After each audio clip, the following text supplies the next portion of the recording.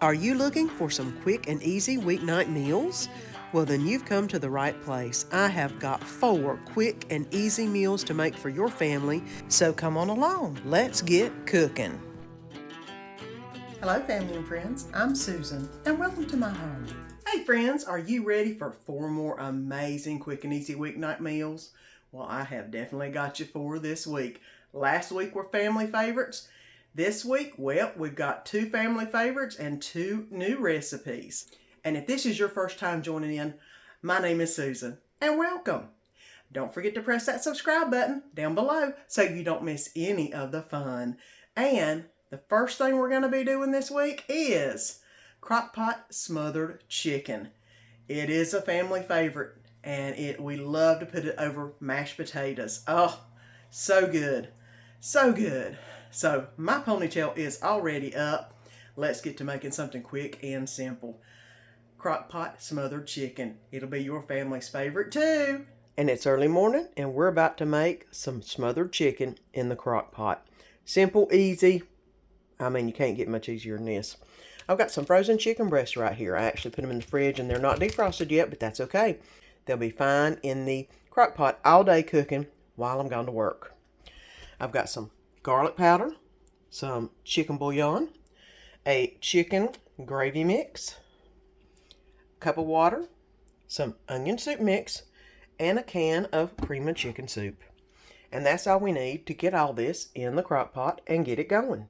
Now I'm going to go ahead and put all the ingredients in before I put my chicken in. First thing I'm going to do is put the water in. This is 1 cup of water. I'm going to add the chicken gravy mix in. I'm going to add the onion soup mix in. I'm going to add the bouillon, the chicken bouillon, and the garlic powder in. The can of cream of chicken soup is going in next. Now I'm going to go ahead and mix the ingredients around.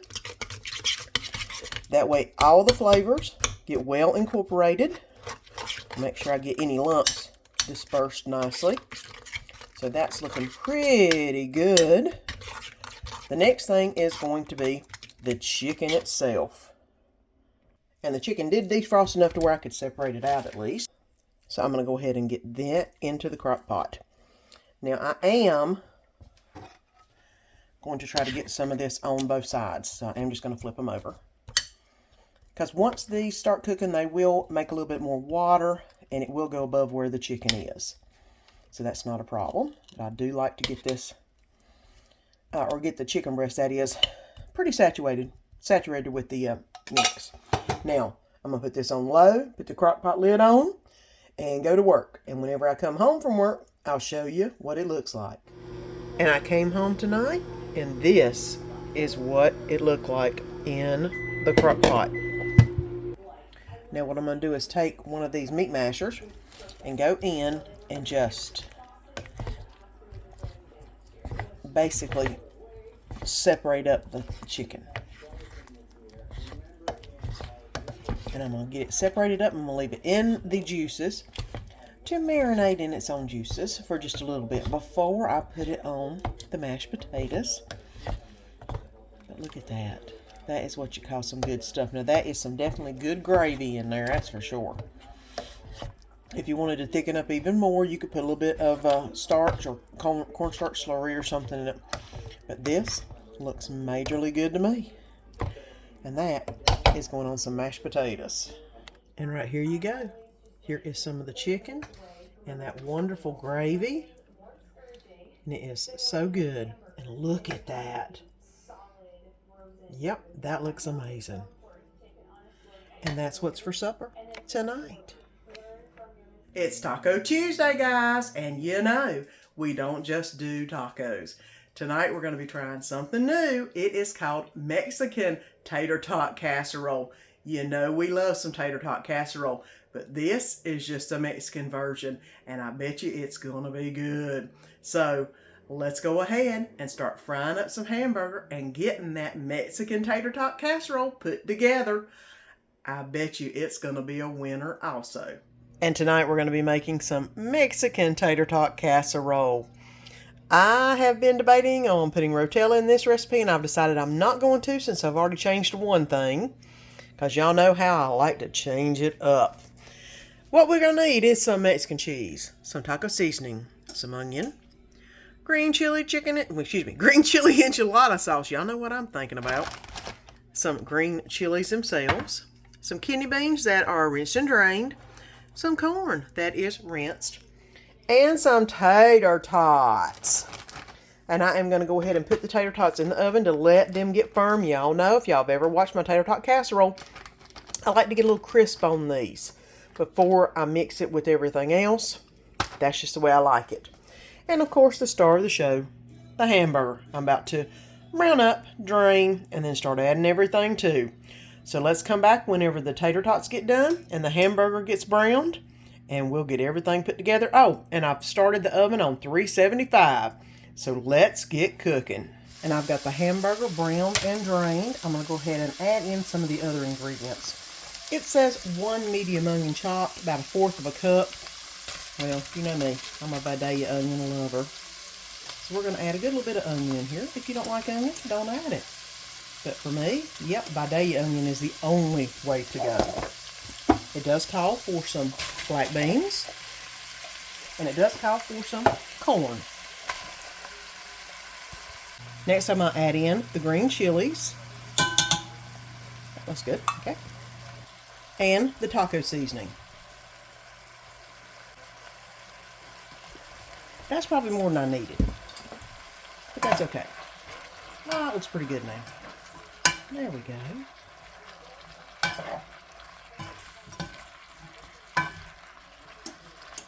Now, it says in the instructions to go ahead and add the whole can of green chili enchilada sauce. I'm not, and I'll show you why. I'm going to add about 1/4 of it. That looks about good. You don't need a whole can. You're going to put it in a little later. I'll show you where I'm going to put it. Okay. Now, I believe that's got all the ingredients that we need in the pan. I'm actually going to go ahead and let this cook just a minute or two till I got red beans instead of black beans. Oh, well, whatever. Thought I got black beans. Until the beans get a little bit doner. So, let's go ahead and let that cook up just a little bit. Now, I'm going to go ahead and put the bean and beef mixture in the cooking dish. Look at that. Ooh, that looks pretty good. All right. Let me go ahead and spread it out because I'm going to put the taters on the top. And no, I did not use a 9x13. Y'all know we don't need that much food. Now the next phase is to put the tater tots on. And I have let them get a little bit brown because you know that's what I like. And I'm going to just layer them on. All right, now I've got all of them laid out. Y'all know me. I like to have them in rows. And I'm going to pour the rest of the green chili enchilada sauce on top of it. Just because. I think it needs something on top of the tater tots that will ooze down into all the meat below instead of putting all the nice stuff on the bottom. And I'm sure this is probably going to run all over the place, but that's okay. I'm going to go ahead and put some cheese on the top. Get this on. Now put it on a pan. That way if it boils over, which it's probably going to because I'm trying to condense a big meal into a small container, then at least it'll be contained. I'm going to put this in the oven for 30 minutes and let that cheese melt up real pretty. And then we'll see what we've got when we come back. And 30 minutes later, this is what it looks like. Look at that. Let's dish some out and put a little cheese on it and call it amazing. And here we go. I put a little bit of cheese on it. I'm going to put a little bit of sour cream in the middle. Y'all know I don't do that great in sour cream. But that's it. Mexican Tater Tot Casserole. And it's what's for supper tonight. And of course we couldn't have a week without some type of Italian. Y'all know me. I love my Italian and I love my Mexican. Tonight we're going to be making some Pomodoro sauce. Quick, easy, and simple. Yes, you can use just a can of tomato sauce if you want to. But why do that whenever you can make the best tasting sauce I have ever tasted? It's so good. Oh, and really not that hard. It's really easy. So let's go ahead and get started making some Pomodoro sauce along with a little spaghetti. It is what's for dinner tonight. And I'm going to make some Pomodoro sauce. Y'all know it's one of my favorites. It has olive oil, butter, garlic, Parmesan cheese, onion, basil, of course, San Marzano tomatoes, Cento, the only one I love. And I've got some garlic toast to put in the oven. And I've got my pasta pasta ready to go with the spaghetti because I'm not going to use bucatini. So this is what it takes. It doesn't take long. So let me get everything in the pan and show you how to get things started. What I'm going to do is add a little bit of olive oil in the pan. This is the extra virgin extra light olive oil. That way it doesn't leave a lot of flavor other than just good taste in there. I'm going to go ahead and put the onion, which it is calling for 1 cup of yellow onion, which y'all know I use Vidalia. I'm just using what I've got in the container there. And we're going to go ahead and turn this on medium heat and let this cook for about 5 to 7 minutes just with the onion in here. So I'm going to put it on about, I don't know if it'd take 5, but I'll put it on about 4 minutes and see where we're at. And the onions are just about opaque. I'm going to go ahead and add in all of the garlic and get that sauteed around. I'm going to let this cook for about a minute or so until it starts releasing some of its flavor. And I'm going to go ahead and put the tomatoes in here. And use a spoon and mush them real good. If you don't want to mush them with your hands, you can just mush them with this. I don't really care to get the immersion blender out right now because that's not what I want to do. So I'm just going to go ahead and mush these tomatoes real good. And these tomatoes will cook down and become more flowy, to say the least. I am going to add in a dab of salt with this. All right. Now this will need to go on, does it say simmer? So I'm going to put it on low for about 20 minutes. And then I'll bring you back whenever I get ready to finish the rest of it. All right. And this is what it looks like after it has cooked for a while. It's cooked down. Mind you, I could use the immersion blender to get it more smooth, to get it smoother, that is. But I don't have a problem with it having a little bit of sustenance to it. No, my husband's the one with the texture deal. And this stuff is so good. And I didn't get to eat it without being blitzed last time, so I'll definitely want to try it this time like that. So we're going to go ahead and put in the noodles cooked in the pasta. Now I've added the spaghetti in. I'm going to go ahead and stir this around.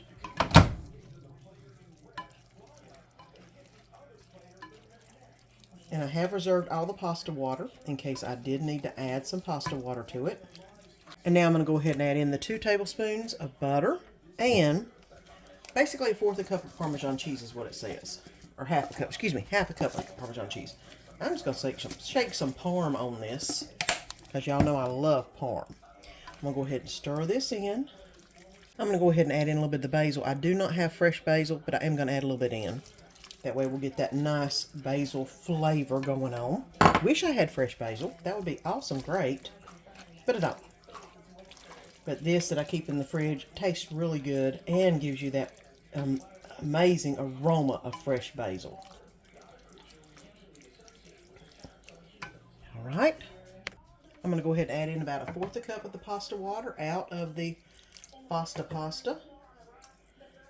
just to help it loosen up a little bit, which it looks really good. So I don't know if I really needed to do that, but it looks really good. All right.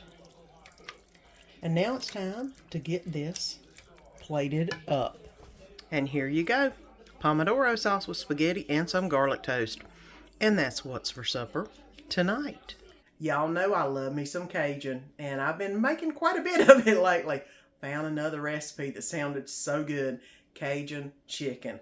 Got to try it. It looked different than any other type of Cajun chicken I have seen. This, of course, is the first time we've made it, and I'll let you know what we think. but it looks like an amazing recipe. So let's go ahead and get started. You know my ponytail's up because we're about to do some cooking in this kitchen. And we're going to be making some Cajun chicken tonight.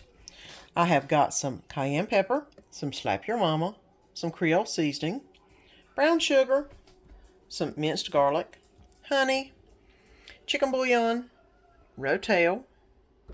I've got some oregano, heavy whipping cream, lemon juice, and some Texas Pete, a little bit of butter, and I've got some chicken. These are chicken tenders. It called for 2 large boneless, skinless chicken breasts. I went ahead and just got 6 chicken tenders. I figured they'd be just about the same size.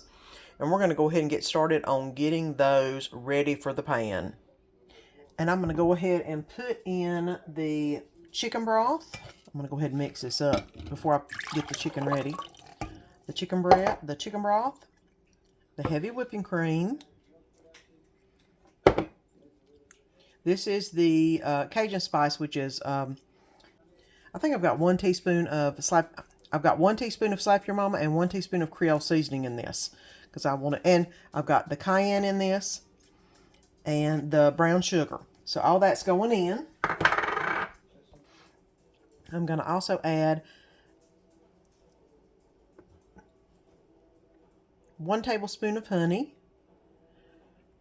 or the equivalent there is. There we go. And 2 teaspoons of hot sauce, which I'm just using Texas Pete to make it spicy. There we go.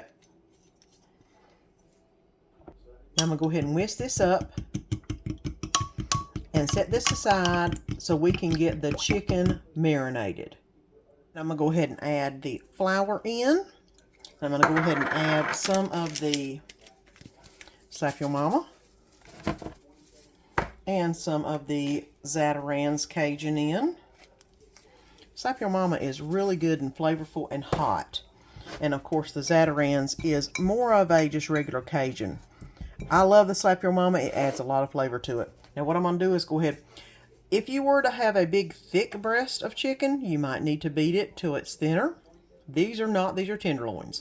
So I'm just going to go ahead and rub them in the mixture. And then once I get some flour over top, we're going to be putting them in the pan to cook on about a medium heat until they get completely done, which won't take but a little bit. So let's go ahead and get these finished up. And I've went ahead and flipped the chicken. It's looking really good. It's got a little bit of brown going on it, so it's looking really tasty. And it smells really good. I did add a little bit of that Slap Your Mama to the top of it on the other side. So let me go ahead and let this finish cooking, and then we'll take it off and I'll show you what to do next. And I've got the chicken out of the pan, and I'm going to go ahead and add the juice from the rotel into the pan. And let that simmer just a little bit. It is on low, so it can simmer. And I'm going to go ahead and use a spatula to try to get up all the nice tasty bits. Ooh. It's still pretty hot, but it's getting them up pretty good. I'm going to set this aside, let this cool down just a little bit before I do the next process. Okay, and I've let this calm down just a little bit. I'm going to go ahead and add in the 3 tablespoons of butter. And let that heat up just a little bit. And the garlic. Now this is going to cook for about 1 minute until the garlic starts to smelling really fragrant. And then we're going to add something else. And this has been cooking for just a little bit. As you can see, it's boiling just a dab. So I'm going to go ahead and add in the flour mixture, which is 3 tablespoons of flour.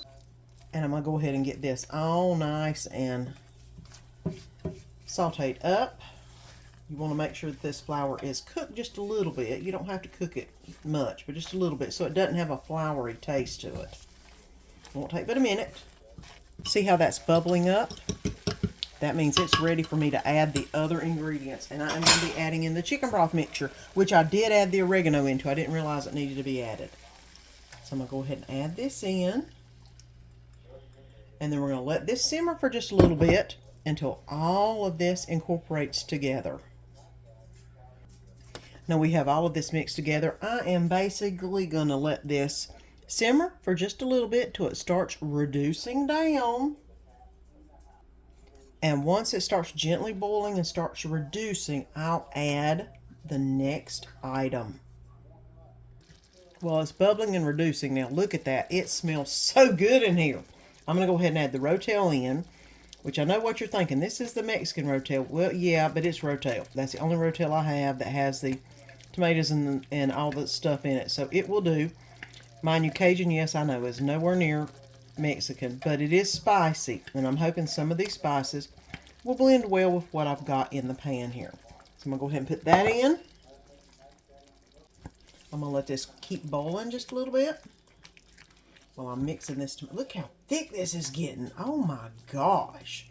This is going to be an awesome sauce. I tell you what. Look at that. That is all. And I haven't put any cheese in yet. Do you see how thick that is? I don't know if you can. Look at that, how thick that is. That is just thick. Okay, I'm going to go ahead and put the cheese in next. I'm going to do a little bit of a thyme and then let it melt down and then put some more in. It's only 3/4 of a cup of cheese, so it's not like there's a ton of it. But I want to do it like the instructions say. That way we don't bring the temperature of all this good stuff down too much. And of course, Danny loves him some cheese. This is, it calls for cheddar jack. Don't have any. I had some Colby Jack and some cheddar and I mixed them. So, you know, use what you got. And I'm sure it's going to taste just wonderful. That's not a problem. And it smells amazing. Oh my gosh. Okay, let me finish letting this melt out just a little bit. The cheese is nicely melted. I'm going to go ahead and pour in a little bit of the lime juice. And I'm going to let it mix in with the bunch. Now there's all of it. All right. I hope it's coming off on camera. This looks so amazing. Can't never tell whenever you're recording it because, you know, sometimes you think it looks really good and then you look at it on camera and you're like, oh, it didn't look that great on camera. Guys, this smells amazing. I mean, amazing. Whole house is smelling like good food. So let me go ahead and get the chicken put back in this. And it's still boiling a little bit. I'm going to go ahead and add the chicken back in. Look at this. I mean, if y'all could just smell it, it would be, oh, you would know this is going to be good. And I haven't tasted it yet. I'm going to go ahead and spoon a little bit over each of the chickens so they're hidden in the mix here. I mean, this is thick, wonderful, and amazing smelling. And I'm going to put this on a low to let it simmer for about 4 minutes. And I'm going to cover it up. And then, guys, it'll be time to eat this amazing meal. Guys, I hope you can see how amazing this looks. It is just, look how creamy this is. Can you see that? How creamy this is? Oh my goodness. I can't wait to taste it. I'm making my plate first. And I made some rice with this tonight. I'm going to go ahead and put 3 pieces of chicken on the rice. You could always add whatever sides you wanted to this. You know, it's just me and Danny, and we just cook enough for us 3. Ooh, get on there. There we go. Now, I need to get some of this wonderful juice on here. I want you to look at this. Look at that. Oh my gosh. It is amazing. I hope it tastes as amazing as it looks. So, let me go ahead and take a bite and let you know what it is or what it tastes like. Okay, guys, and here is the Cajun chicken. And let me take a bite. I don't like holding the camera while I'm eating, but you know what? For this one, I'm going to do it. You got to see it. Look, chicken cooked perfectly. Okay, it's going to be hot, I'm sure. Let's see how hot it is. Guys, that is really good. It is a little spicy because I put the Slap Your Mama on it. Oh my gosh. It tastes so awesome. And I didn't put any of the red pepper flake or any of that in it. I just put what I put in it. And this is an awesome meal. Glad I tried that recipe. Y'all have got to try it. It is so good. Well, now that was a week of 4 more recipes that'll make your stomach happy. You know I love those good, quick, and easy recipes. And Don't forget to join me next Sunday for another video with 4 more amazing quick and easy meals that you can make during the weekdays or weekend if you want to. They're quick and easy, simple, don't matter when you make them, just make them and your family will love them. And don't forget to subscribe. Press that little button down below because you know you don't want to miss any of the fun. And until next time, I hope you have a great week. Well, friends, I hope you enjoyed this video. And if you haven't already subscribed, press that button down below and subscribe so you don't miss any of the fun. And let our family be a part of your family.